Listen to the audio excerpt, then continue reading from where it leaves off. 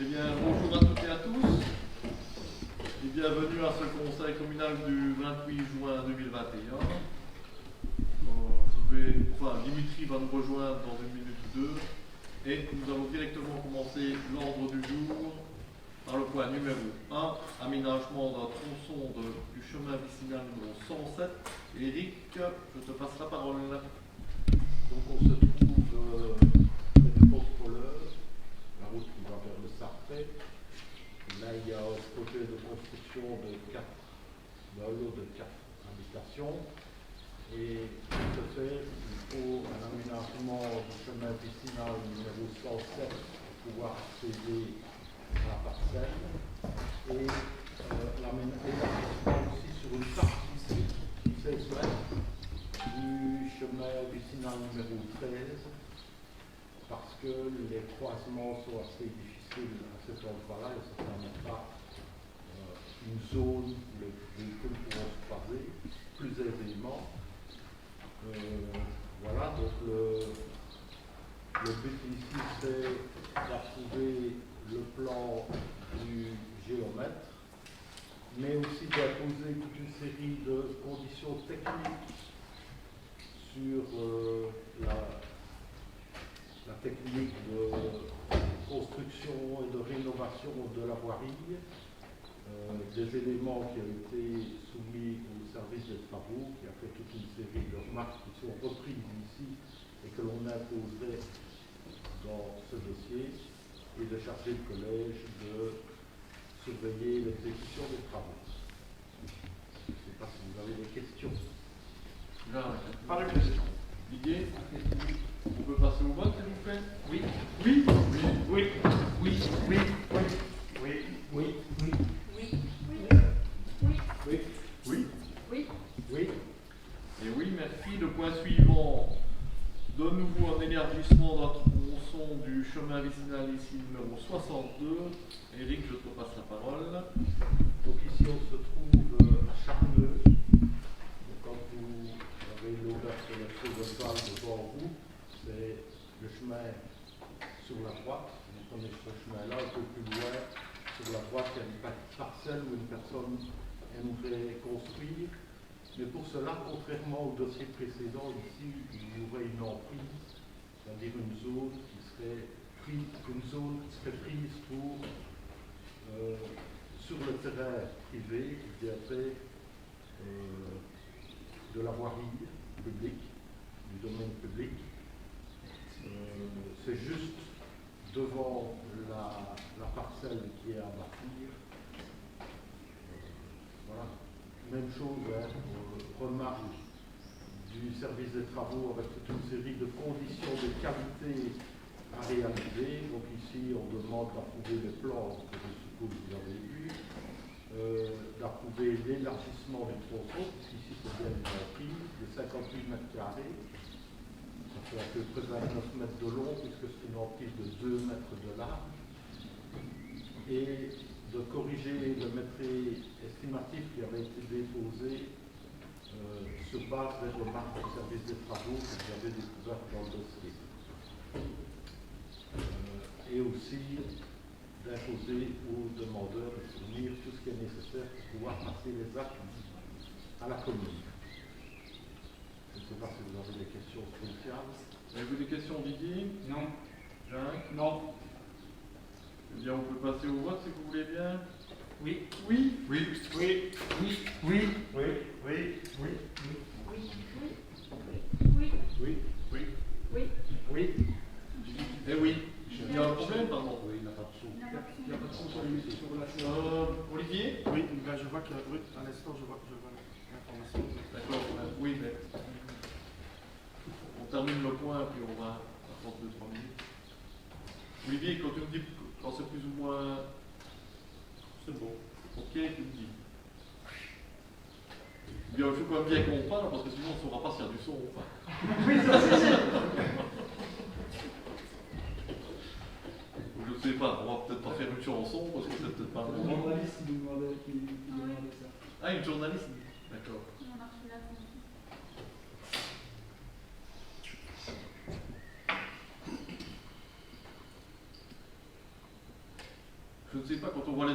micros sur le côté. Olivier, ils ne sont pas allumés. Je ne sais pas s'ils doivent être allumés ou pas. Ouais. Les diodes sur le côté. Ah. Bon, je ne sais pas. Ils sont allumés? Si, ils sont allumés apparemment. Vous savez pas si quelqu'un signale que le son est de retour? Non, l'image est de retour, mais pas le son. Ah voilà, le son est bon. Voilà. Ah bah voilà.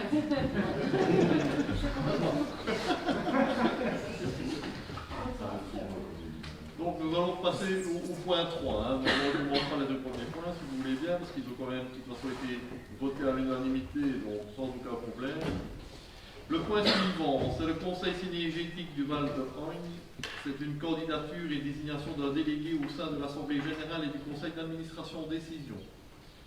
Là, c'est ma candidature qui est posée au sein du conseil synergétique comme par le passé. En fait, il faut savoir que les autres communes, dont c'est essentiellement Malmedy, du côté de Malmedy, parce qu'il y a des chasses qui arrivent au niveau du conseil synergétique de Val de Hogne, il y a une partie sur Malmedy, donc qui décide de ne pas mettre de candidature et de laisser à Jalais le soin de mettre un candidat parce que les problèmes au niveau des gibiers sont très importants sur la commune de Jalais. Donc ils préfèrent que ce soit quelqu'un de la commune de Jalais qui représente les communes au niveau du conseil synergétique Val de Hogne. Je ne sais pas si vous avez des questions à ce sujet-là. Non, mais nous avons vu qu'il y a eu une intervention de l'Échevin sur la chaîne de télévision Média pour justement signaler ces problèmes, avec le risque aussi de perdre la certification PEFC comme c'est arrivé à tout le monde. Oui. Donc, je ne sais pas si vous avez quelles sont les intentions finalement au niveau du conseil synergétique. Est-ce que vous allez essayer de relayer en plus haut lieu les violences, écoute, on ne fait que ça. Allez, on est allé avec la commune de Jalais et la commune de Stavelot, de Stoumont et de Popester. L'année passée, on a déjà demandé une audience chez le ministre Borsu. On a été reçu dans le courant de l'année passée, en 2020, mais je sais vous dire exactement, pour déjà parler de ces problèmes de surdensité de gibier et les dégâts qu'ils occasionnent. On avait été, je pense, on a été bien reçus, bien écoutés, etc. La problématique, c'est que le DNF a donné un plan de tir important, mais que chaque fois, de toute façon, le conseil synergétique va en recours sur ce plan de tir. Mais il était quand même très très important, surtout du côté de Stoumont, Stavelot et Spa. Et les quotas qui avaient été imposés n'ont pas été réalisés de leur côté.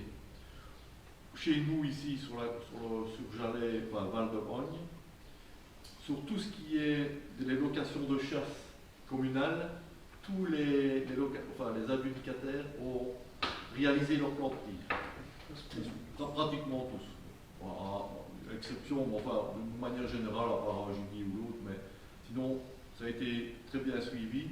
Mais il y a quand même cette année, encore au niveau des comptages, une augmentation du nombre de gibiers. Donc, il y a eu une évaluation du plan de tir et évidemment le conseil synergétique n'est pas d'accord avec le nombre de bêtes à tirer, mais ça c'est une autre histoire. Ils vont aller en recours comme chaque année, mais là on pourra voir s'ils seront suivis.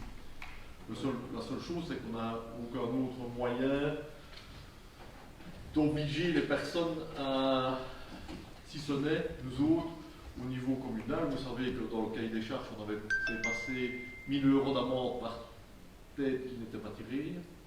Donc ça, on les fait appliquer de toute façon. Et ici, on a réécrit au ministre, ici, avec Stoumont, quand ils ont perdu leur statut PEFC, on va dire comme ça, pour leur forêt. Et donc, le courrier est parti, et nous autres, ici à la commune de Jalais, on a même été un peu plus loin, en avertissant tous les locataires de chasse sur le territoire communal que si jamais on perdait notre label PEFC, on allait en justice contre eux pour la perte financière qui sera engagée. Donc voilà, ils sont avertis. Et si jamais on devait perdre notre label PEFC, on ira en justice pour toucher des dédommagements par rapport à la chute, enfin, à la baisse du prix du bois, évidemment, quand on est plus labellisé qu'IES. Ça, c'est déjà fait. Donc, je ne vois vraiment pas ce qu'on pourrait faire de plus pour l'instant. Ah oui, non, Mais c'était pour vous tenir informé, comme ça, vous savez, c'est très bien. Évidemment, dans les parcelles communales, si on arrive pratiquement à respecter le plan de tir, le gibier reste pas sur place, donc le gibier qui est excédentaire de l'autre côté, il va revenir. Oui. Et la problématique, c'est les propriétaires privés qui gardent beaucoup de gibier. Mais ça, c'est dans tous les conseils synergétiques et il n'y a pas vraiment de solution, moi, je peux vous le dire. Il n'y en a pas, pratiquement pas. Le ministre Boursu est quand même un peu embêté, c'est-à-dire qu'il y a eu une interview, une interpellation au Parlement wallon où il dit effectivement qu'il va peut-être envisager que les agents du DNF puissent eux-mêmes effectuer les... Non, on ne peut pas faire comme ça. Ouais. Oui. Non, parce que... Non. En fait, si jamais on demandait une destruction, hein, parce que c'est ça, en fait, et vous pouvez lire les cahiers des charges, vous verrez toute la réglementation. Quand on demande une destruction, de toute façon, la procédure est celle-ci, c'est que le propriétaire de l'endroit où se trouve le gibier est averti comme quoi c'est lui qui doit d'abord procéder à la destruction du nombre de bêtes qu'on lui donne. Et si seulement à ce moment-là il ne le fait pas, alors là peut-être après des mois et des mois d'attente, il y aura peut-être alors, mais ce n'est pas le DNF qui va décider d'aller tirer comme ça. C'est très compliqué et c'est régi par des lois qui sont assez compliquées et ce n'est pas simple, je peux vous le dire. Et quand on en parle avec le DNF régulièrement, parce qu'on les a encore rencontrés la semaine passée, mais eux n'ont pas de solution. Hein. Donc c'est très complexe, si ce n'est qu'il faut absolument être très strict par rapport au bail de location que l'on a fait dans les droits de chasse. Et quand ils ne respectent pas, il faut vraiment appliquer à la lettre ce qui est écrit dans le cahier des charges des locations. Et là, mais franchement, nos locataires, ils respectent bien. Oui, vous dire que le renforcement de des habitations aussi, il est tout à faire.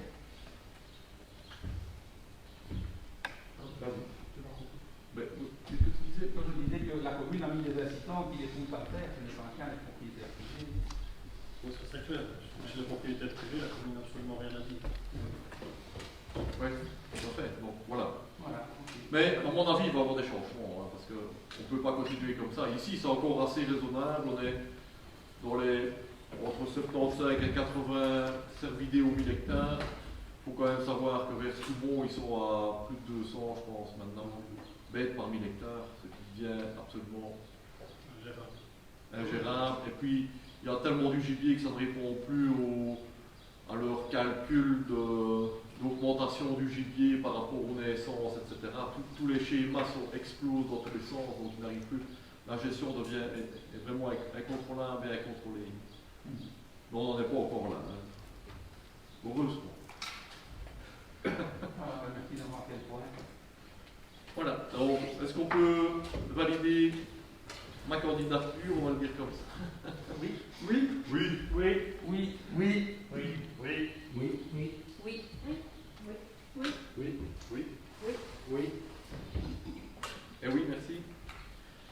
Le point suivant, c'est un marché public de travaux. C'est une réflexion de voirie qui dépend du plan PIC 2021. Marc, je te passe la parole. Oui, il s'agit de travaux qui sont envisagés rue Alexandre-Bompard, rue Lastat, le chemin du Puy. Donc rue Lastat et chemin du Puy, station Master. Rue Alexandre-Bompard, c'est pour ça en direction de stocker et noyer. Le montant des travaux est estimé, donc c'est la réduction de la couche niton carbonée, installation d'éléments linéaires par endroit. Le montant est estimé à 252 630 € TVA compris. Et le subside s'élève à 106 341 €. Le tout, bien sûr, inscrit au budget extraordinaire. Donc, on vous demande d'approuver le cahier des charges et le montant estimé, le plan général de sécurité, de passer le marché par la procédure négociée avec publication préalable, de compléter d'envoyer le cahier de l'avis de marché et de financer cette dépense par le crédit inscrit au budget extraordinaire. Toutes des questions, Jeanne? Pas de questions. Didier? Non. On peut passer au vote? Oui. Oui. Oui. Oui. Oui. Oui. Oui. Oui. Oui. Oui. Oui. Oui. Oui. Oui. Oui. Oui. Et oui, merci. Le point suivant, c'est un marché public de services financiers, c'est les contrats d'emprunt. Eric, je te passe la parole. Voilà, ben, quand on fait des investissements comme on voit précédent, ben, il y a des subsides, il y a des fonds propres qui interviennent, mais il faut aussi passer par des emprunts. Et ici, pour 8 projets qui ont été réalisés ou qui sont en cours de réalisation ou en voie de finalisation, eh bien, nous allons faire un emprunt de 906 000 euros. Et c'est pour voter ici le cahier des charges financier, ce contrat d'emprunt. Je ne sais pas si vous voulez le détail des projets. Vous l'avez sûrement découvert. Ça va de l'achat de véhicules jusqu'à l'aménagement de voiries, notamment pour le CPAS, à la réalisation du Ravel, la place du Haut-Villeneuve, etc., etc. Ça va ? Voilà, il y en a certains qui sont à 5 ans, d'autres à 10 ans et d'autres à 20 ans. Mais c'est un marché global et on va prélever au moment où on en a besoin. Je ne sais pas si vous avez des questions. Non. Idée. Je vais simplement signaler que nous allons nous abstenir puisque ces emprunts sont destinés à couvrir des investissements qui font partie de votre politique et qui n'est pas inclus dans la nôtre. Donc c'est pour ça que nous allons nous abstenir. Ça va. On peut passer au vote. Oui. Oui. Oui. Abstention. Abstention. Oui. Oui. Oui. Oui. Oui. Oui. Oui. Oui. Oui. Oui. Oui. Et oui, merci. Le point suivant, c'est la fabrique d'église de la paroisse Saint-Lambert, c'est les comptes de l'exercice 2020. Victoria, je te passe la parole. Oui, merci. Donc, l'approbation effectivement des fonds de l'exercice 2020 avec quelques réformations qui sont proposées pour arriver à un total de recettes globales de 188 922,93 cents au lieu de 188 868 et 96 qui étaient prévus à la base, et les dépenses globales seront de 62 383,83 euros au lieu de 70 116 et 27 cents qui étaient prévus à la base. Je ne sais pas si vous avez des questions particulières sur les comptes et les quelques réformations proposées. Didier, tu as des questions? Non. On peut la conclure. Très bien, merci. On peut passer au vote, s'il vous plaît. Oui. Oui. Oui. Oui. Oui. Oui. Oui. Oui. Oui. Oui. Oui. Oui. Oui. Oui. Et oui. Le point suivant, c'est une convention de collaboration avec ASBL BIWAP. Victoria, je te passe la parole. Merci. Il y a 6 mois, nous avons commencé, comme vous le savez, un test en interne avec l'application Fix My Street, afin un peu de voir comment elle pouvait se développer sur notre commune et comment elle pouvait être utilisée.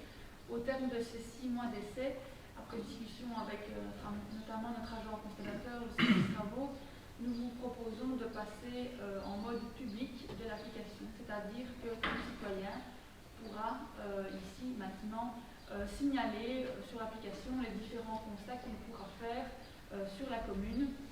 Donc les constats sont divers, ça va des dépôts clandestins, les poubelles publiques, les canalisations en cas de forte pluie qui seraient bouchées. Donc il y a toute une série de constats que le citoyen pourra faire, qui sera rassemblé sur cette application et qui sera directement alors assigné à un agent.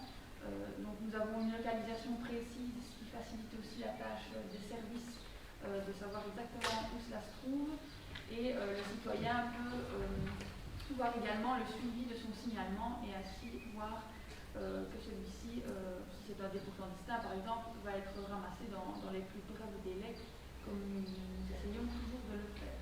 Voilà. Je ne sais pas si vous avez des questions à ce propos-là. C'est pour le moment une convention pour une durée de 2 ans. Et l'application sera ouverte et accessible à partir du 5 juillet, donc lundi prochain. Voilà. Didier, des questions? Je voulais savoir au sujet de la phase test, l'évaluation positive, il y a eu beaucoup de participants, il y a eu beaucoup de signalements faits par les participants. Nous avons fait nous ici des tests avec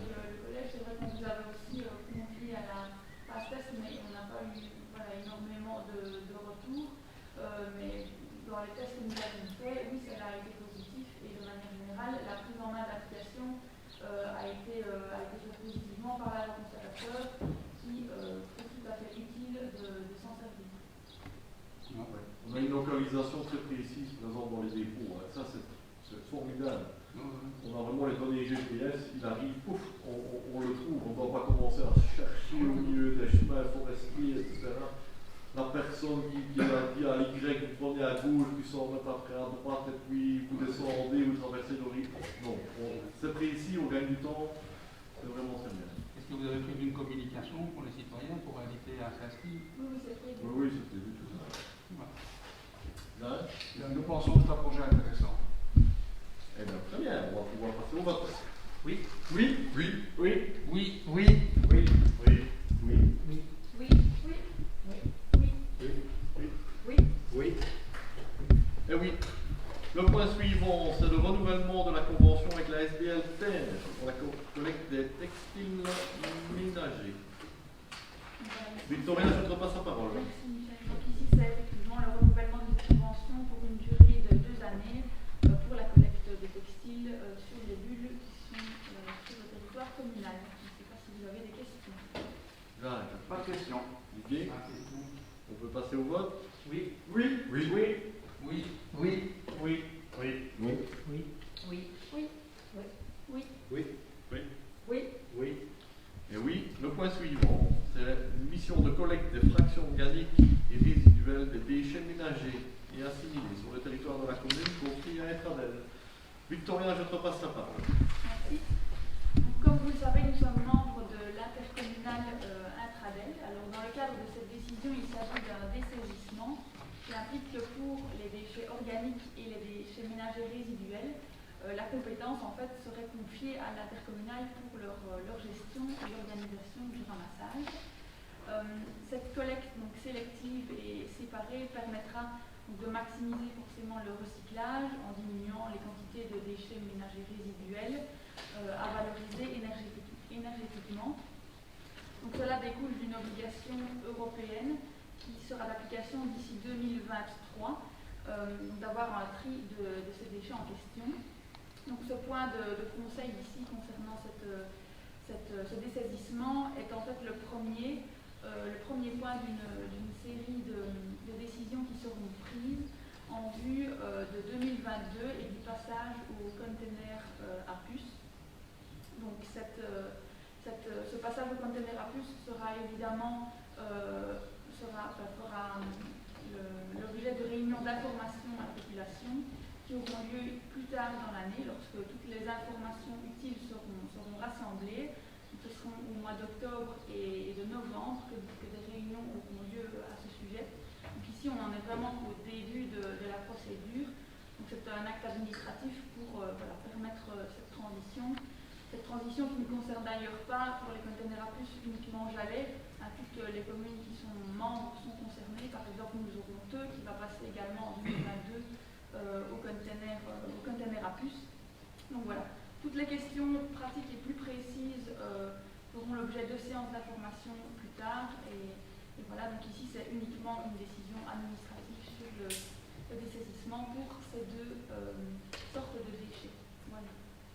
Oui. Je vais vous passer la parole. Hein. Je suppose que vous avez peut-être des questions, mais merci Victoria en tout cas. Mais dites-vous bien qu'ici on est vraiment dans la première étape. Et qu'on a encore beaucoup d'inconnus, on n'a pas encore décidé quoi que ce soit au niveau du collège. Donc voilà, vous pouvez poser des questions, on va essayer, si vous en avez, si elles sont trop précises, on devra vous dire qu'on ne saura pas y répondre maintenant, mais il y aura des séances d'information qui seront organisées, mais il fallait absolument, dans le timing qui est proposé par Intradel, pour pouvoir commencer les conteneurs à puce au 1er janvier 2022, et ils seront distribués avant, ne vous tracassez pas, dans le courant du mois de décembre. Il fallait, voilà, la première étape c'était celle-ci, c'était confier la mission à Intradel, et voilà, nous sommes à la première étape, mais je vous écoute pour des questions éventuelles. Didier, as-tu des questions? Pierre-François, pas tout à fait une question, c'est plutôt une réflexion, puisqu'en confiant la mission de collecte des déchets ménagers à Tradel. Notre commune donc va remplacer les sacs verts par des conteneurs à puces, ça vient d'être dit. Donc de facto, notre commune va rentrer dans une nouvelle réflexion sur la répartition du coût vérité sur les ménages. Aussi, nous souhaiterions que dans cette réflexion, l'incitation des habitants à entrer dans une démarche de réduction de la production des déchets soit prise en compte. Donc c'est un prolongement de la démarche initiée récemment par notre commune. Mais nous souhaitons également que la taxe socle, les taxes socles, donc c'est le nombre de levées, la quantité de déchets, soit aussi réfléchies de manière à permettre une marge pour éviter les dépôts clandestins. On admet que c'est un équilibre très difficile à trouver, mais il va falloir le réfléchir. Donc, force est de constater qu'en matière de réglementation communale concernant la collecte, le traitement des déchets ménagers, une certaine latitude existe. Taxe socle, facturation des levées supplémentaires, dépassement éventuel de la quantité des déchets, réduction des taxes pour certains. Autant de questions auxquelles il faudra répondre. Et évidemment, dans un esprit constructif, notre groupe est prêt à réfléchir avec vous. Tout à fait, on doit réfléchir à tout ça. Donc on verra bien ce qui va se passer. Mais voilà, il y a de multitudes de données, qu'on a déjà donné quelques-unes, mais il y en a encore bien plus que ça, parce que le coût vérité, c'est bien plus que Je sais bien. uniquement les déchets, il y a beaucoup d'autres choses. Ouais. Et voilà, tout ça devrait être pris en compte, analysé, mais on est absolument au début de la procédure. Donc on en est bien conscient, c'est simplement pour bien donner des pistes de réflexion des débuts qu'on est au début de la procédure. Donc pas de question évidemment à ce stade. D'accord. Jacques? Tout cela doit évidemment être réfléchi et nous aurons sans doute des questions d'information, en tout cas, lorsque vous présenterez des projets plus précis à la rentrée. Tout à fait. Et alors, nous pouvons passer au vote, parce que c'est absolument qu'on cherche un canal. Oui. Oui. Oui. Oui. Oui. Oui. Oui. Oui. Oui. Oui. Oui. Oui. Oui. Oui. Oui. Oui. Et oui, merci. Alors, le point suivant, c'est mise en place d'un service citoyen. Charte d'adhésion avec la SBL plateforme. Victoria, je vous passe la parole. Merci. Donc effectivement, j'ai rencontré il y a quelques mois de cela des représentants du service citoyen qui m'avaient exprimé leur projet. Et donc ici, il y a plusieurs niveaux d'adhésion possibles et nous vous proposons d'adhérer aux 2 premiers niveaux. Donc en quelques mots, le service citoyen, c'est un service de 6 mois donc, qui est ici fait en Wallonie et qui propose à des jeunes de s'investir durant 6 mois, de faire un stage, que ce soit dans un milieu socio-culturel, dans une administration, pour découvrir le monde du travail et découvrir une certaine activité pour peut-être se lancer dans cette activité-là après le service citoyen et rentrer dans le monde du travail directement ou se relancer alors après dans des études. Donc ce service est pour le moment proposé par 50, par des promotions de 50 personnes, 50 jeunes et évidemment on a vocation à s'élargir. Il est pour le moment, il n'est pas donc, à charge des communes au niveau budgétaire. Et donc, évidemment, forcément, le but serait d'accueillir plus de jeunes. Donc ici, nous vous proposions d'adhérer au niveau 1 et 2 du service citoyen, c'est-à-dire le premier niveau qui est la signature de la charte, donc la promotion de ce service, qui permet donc d'intégrer des jeunes dans le monde du travail et de les raccrocher aux études. Et le second niveau qui est de promouvoir ce service citoyen, par exemple par un article dans le bulletin communal, une publication sur le site internet ou sur la page Facebook. D'autres niveaux sont disponibles, notamment l'accueil d'un jeune au sein de l'administration communale, mais nous voulions d'abord commencer par ces 2 niveaux et puis ensuite voir comment nous pourrions éventuellement accueillir un jeune dans nos locaux. Je ne sais pas si vous avez des questions à ce sujet. C'est Gauthier qui va intervenir pour nous. Oui, on trouve évidemment que c'est un beau projet et surtout par rapport aux jeunes, on avait déjà interpellé par rapport aux jeunes et c'est évidemment quelque chose qui nous intéresse. Par contre, le projet prône aussi l'inclusion, la mixité intergénérationnelle, la cohésion sociale. Et donc la question, c'est est-ce qu'à moyen terme ou à long terme, ce projet va être inclus dans le TCS ou intégré par le CPS? Je vais pas écouter ta question. Est-ce que, je ne sais pas, est-ce que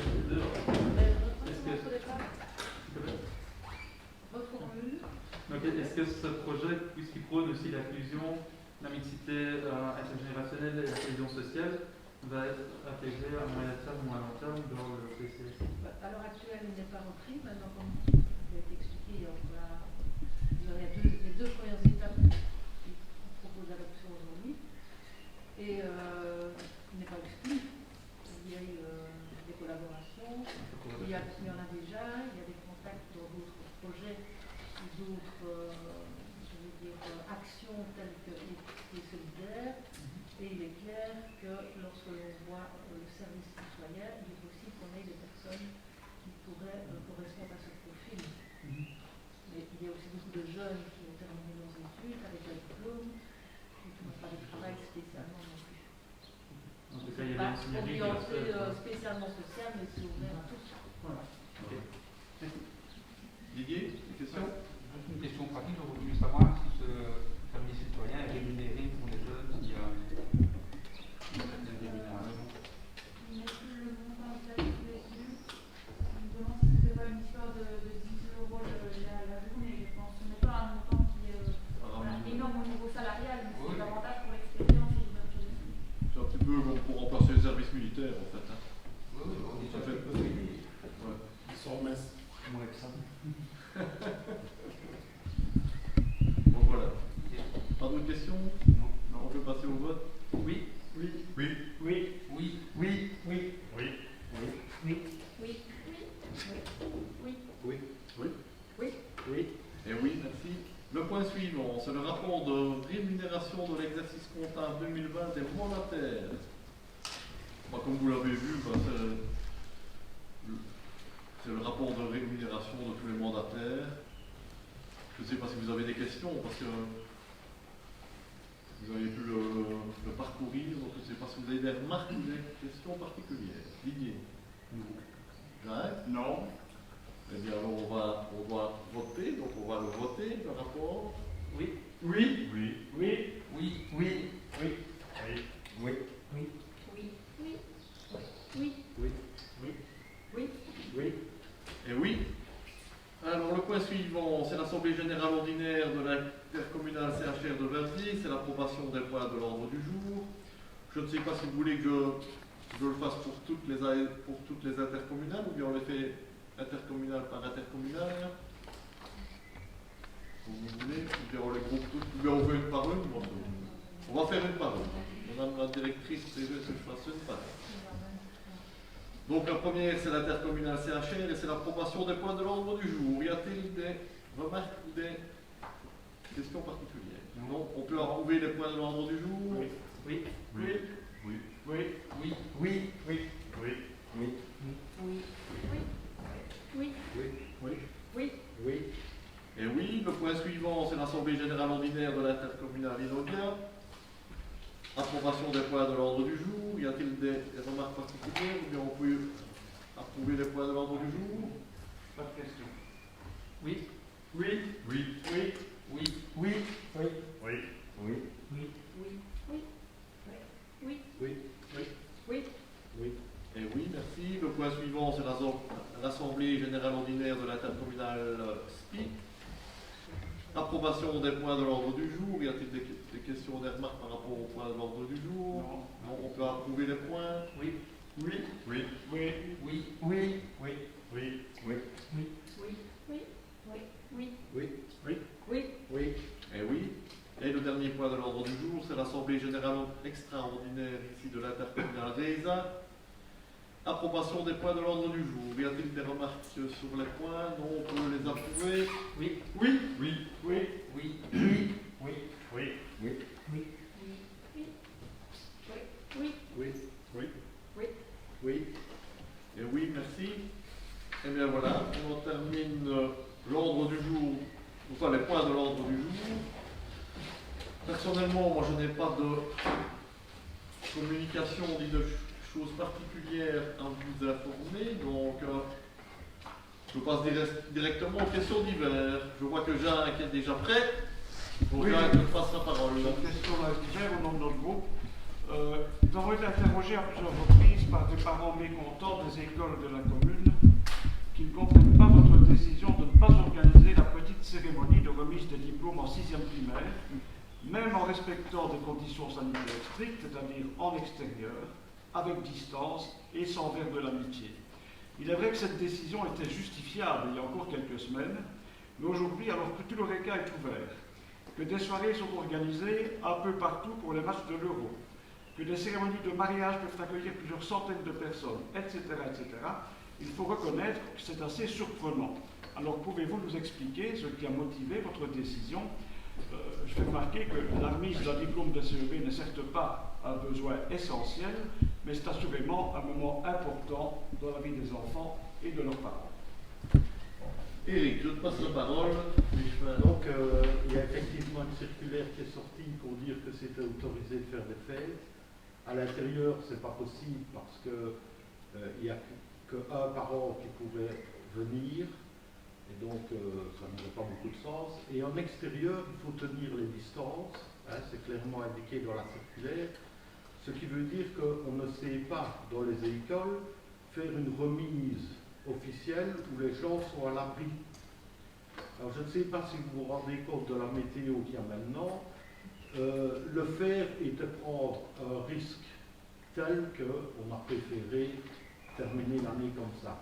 Est-ce que les enfants ne seront pas mis à l'honneur? Ben, si, les enfants seront mis à l'honneur, puisque à partir de demain, 8 heures, c'est à l'école de Jalais que je passe avec le représentant de l'association de parents, où on remet officiellement les CEB aux enfants.